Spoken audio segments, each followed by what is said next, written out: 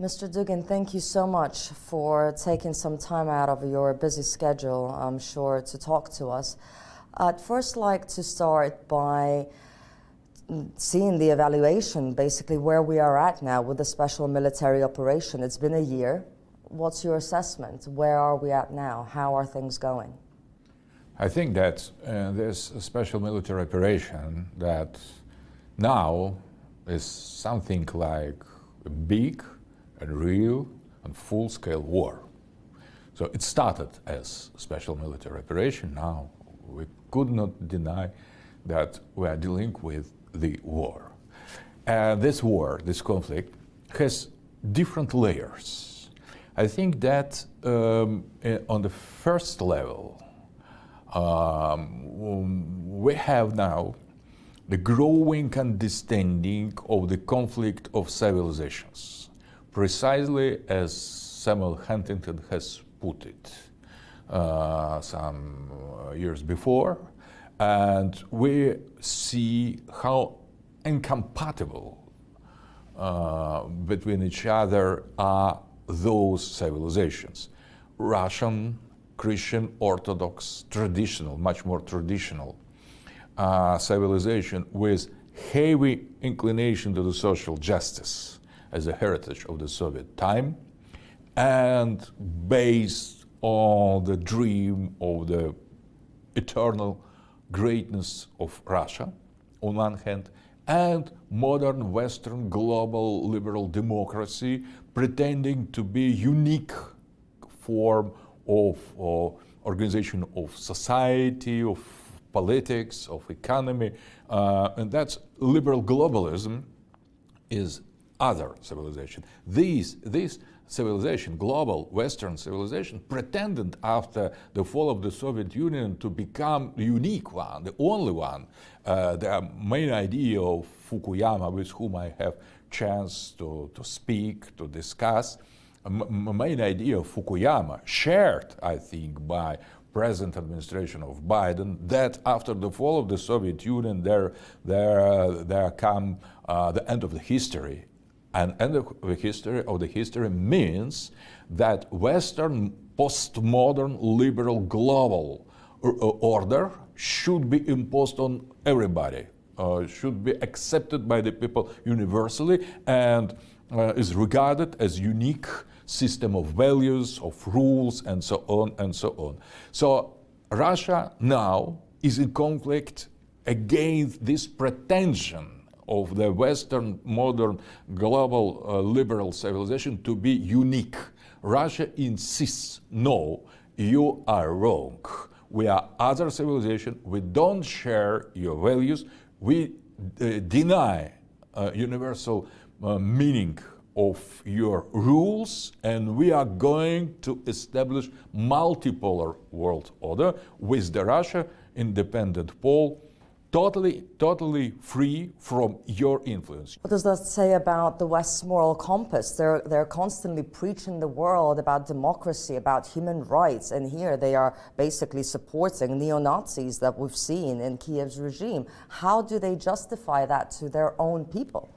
First of all, they tried to hide that, because we could not find any hint of this growing huge movement of Nazification of Ukrainian minds. And that is the reality, but the West strongly denies that. So when Bernard-Henri Lévy, one of the main defenders of the liberal democracy on the global scale, is meeting with Ukrainian Nazis, saying, no, they are not Nazis, but they have swastikas on their sleeves and so on. So they try to hide. This fact. But why such contradiction? Where are the moral norms? Because I think the West, as long as I understand, the West thinks in such manner. Now we could not, by other way, to create artificial nationalism in Ukraine and to push Ukrainians to fight Russians, because they are not ready, they will be not ready, they would not be ready to fight for liberal values, because they don't mean anything for present days Ukrainian, or some maybe for some city Kiev population, but in general for this traditional society, liberal values cannot be the main goal to defend. So they need something other.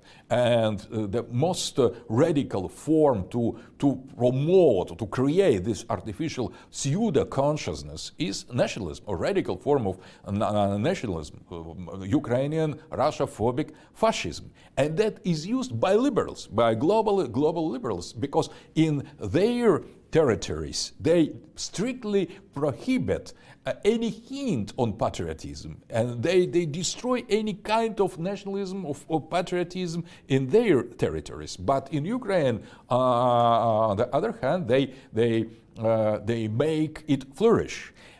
I think they count to use it. And after destruction of Ukraine, there will be nothing anymore. So I don't think they seriously believe in the possible victory of Ukraine. Ukraine will disappear during this conflict. So there is no such big danger, because this artificial Nazi creation as modern Ukraine sooner or later will cease to exist, and there will be no Ukraine, no problem, no Nazis. So they are created that exactly as they have used ISIS, Islamic State, or Islamic fundamentalism, having nothing to do with values of radical Islam. The West cynically has used Al-Qaeda and radical Islam to attack pro-Soviet or socialist, anti-capitalist regimes in the Islamic world. So something like that we have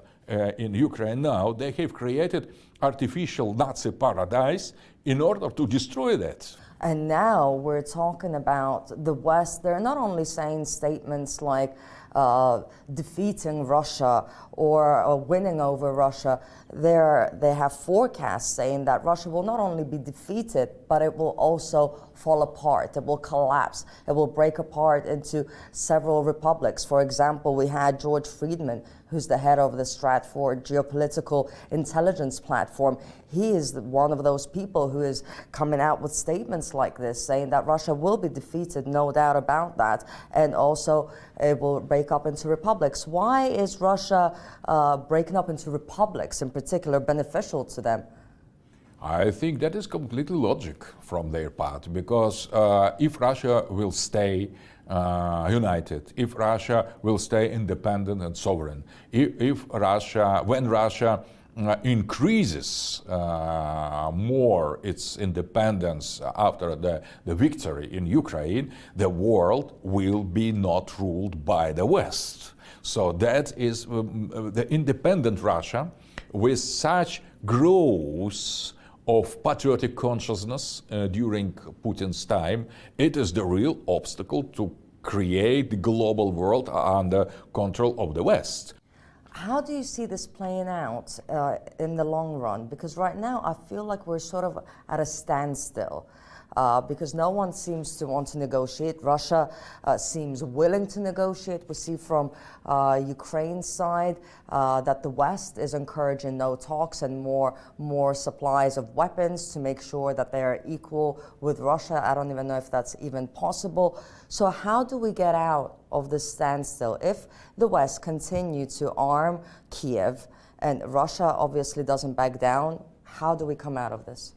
I think, first of all, in the present situation, the peace talks are impossible. Are impossible for all sides, because we didn't liberate full territories of our 4 new subjects, and before this full liberation, we could not start peace talk basing on our conditions. So the Kiev, seeing our hesitation, and understanding a kind of difference between the image of invincible Russia and our real state, as well thinks that a kind of the change of the balance is possible with such huge aid and help from the West. Military, political, intelligence, and structural help from the West can, as Kyiv suggests or presumes, can change the balance and to help to them to liberate what they think are territories of Ukraine, including Crimea.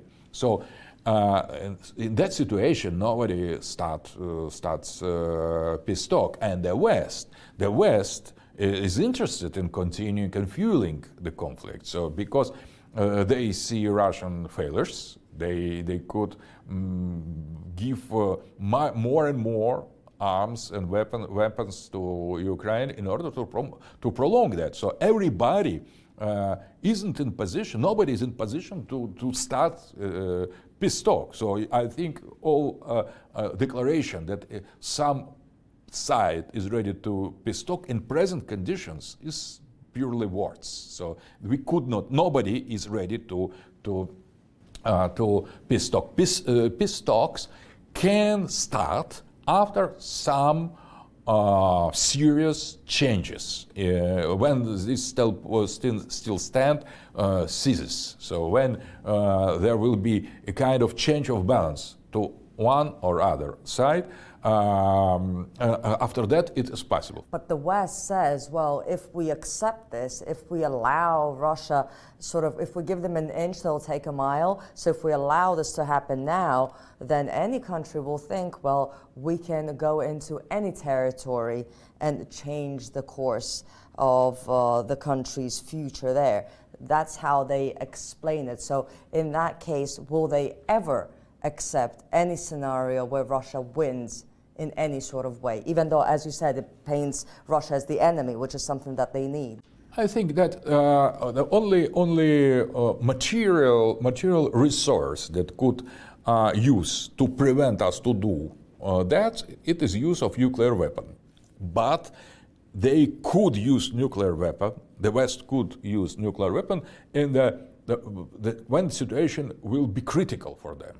But to let the Russia to reinstall its control over the territories that during the centuries were already under influence of Russia, without Russia creating some existential threat and challenge for the West, it is not the final situation. They will be not obliged to fight for Ukraine, because losing Ukraine, they don't lose anything. Right now, we're waiting for something to change in the mentality of people. We're waiting for something to change on the ground. We're waiting for something to change politically speaking, to shift the conversation one way or another, as we said, to come out of this standstill. We're waiting for something big, I assume, to make both sides act and do something to change.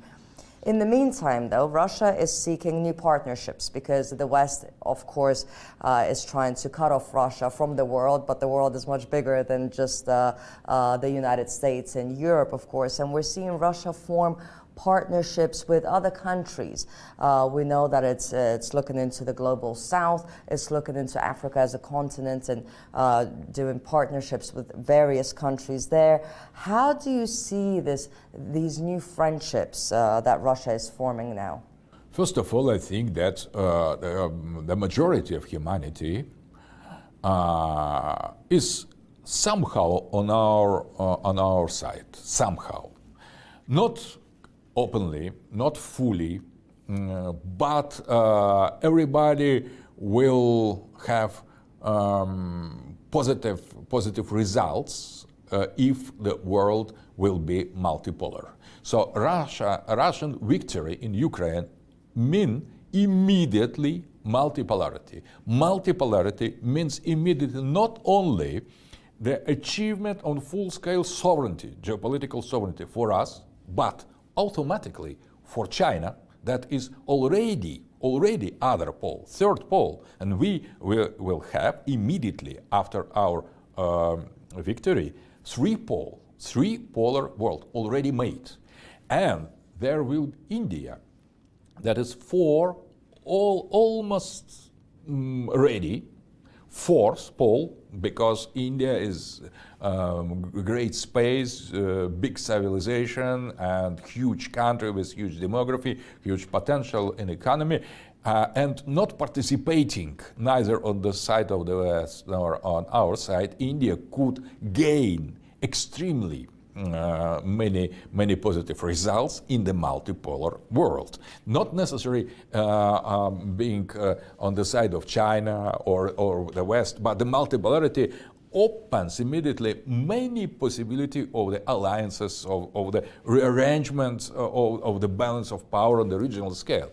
Islamic world, all the Islamic people living in the multipolar world could start to defend seriously their religious identity, and that is impossible under a global dominance of the LGBT plus technological, technocentric, technocratic West. Western hegemony is incompatible with Islam. So Islam finally, after our victory, will become the real player on the global scale, and not regional, divided and manipulated by the West. So all the reasons for all Muslims in the world to support Russian victory, because it will be their victory immediately. The same is true for Latin America, and the same is true for Africa. But I don't think that they could seriously help us meantime, before we get this victory. So everybody will use the results, objective results of the victory, but nobody will help us in the critical way. So that is very particular situation. We should win ourselves, and only winning, relying on our own powers, the other will be on our side. In this war, we are fighting as well for the support of the other. Do you think that the United States or the West will ever allow there to be a multipolar world? Ever? Or will it just pretend to allow it in the beginning, as you said, in the three scenarios you laid out? Russia wins in every single one, but in one of the scenarios the US wins because it has an enemy. It has an enemy to fight, and it always needs an enemy. But will it allow it even temporarily? I think that on the theoretical way, that was already accepted by people like Samuel Huntington. The conflict of civilizations is based, as a theory, as the concept, is based on recognition of these independent, sovereign, great spaces of civilization. So theoretically, the West is prepared as alternative to this continuation of globalization, of unipolarity, and the end of the history. There is the line of the specialists in international relations that already deals with such inevitable development of the change of the global architecture. And on the other side, we had a real example of the acceptance of multipolarity by President of the United States in the case of Donald Trump. Donald Trump had nothing against multipolarity, and he was radically against globalism and global liberal agenda of the Biden and Democrats. So the half of United States is already prepared to accept multipolarity, because you can clearly and easily imagine the greatness of the United States, of the West, the prosperity of the West, continuation of their own culture and their own technological development with other poles. And they could, as Buchanan has said, America, United States, has won the world, but has lost herself. So it is. We could put this phrase other ways. So America could now win itself and let the world alone. And of course, I cannot help but mention the tragic loss of your own daughter in all this. We offer deepest and sincerest condolences to you. We sympathize with your pain. So victory, in this case for you in particular, is something I would imagine that's personal. It hits home. You know, I have no revenge. I have no sentiment of revenge. For me, the revenge will not mean victory, absolutely. So I could not blame the enemy because it is enemy. It is a little bit. It is a bit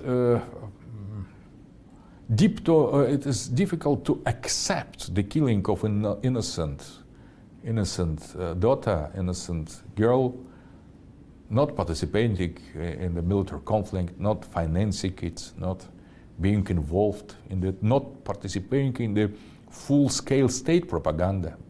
She just expressed her own vision. It is a kind of injustice. I feel it as unjust, but I don't have any sentiment and feeling of revenge, because I understand that in this war we are killing each other. We are the same people. We are Russians, and they kill our daughter and sons, and we are leaving our friends, losing our friends there, but they have their losses as well. And I could not think that, for example, killing many people of the enemy could compensate that loss. Not at all. It makes the pain more painful, I would say. But I think the victory is other thing. So I think that victory is personal for myself, not because of Daria, but because of my people, because I'm part of the victory. I'm part of my people.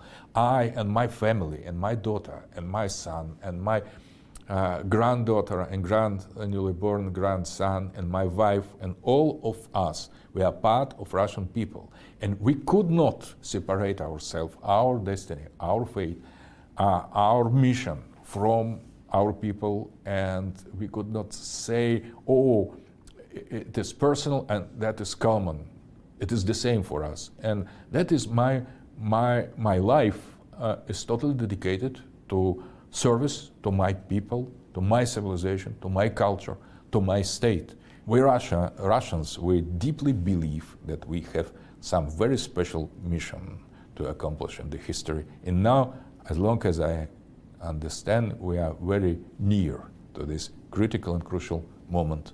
And maybe because of that, the pain is so high and so deep and so unbearable, because we are closing, we are close, we are very near to this final moment of our history when we are presumed to accomplish some huge spiritual act. Mr. Dugin, thank you very much for your time. You're a very strong man. Thank you for taking the time to speak to us.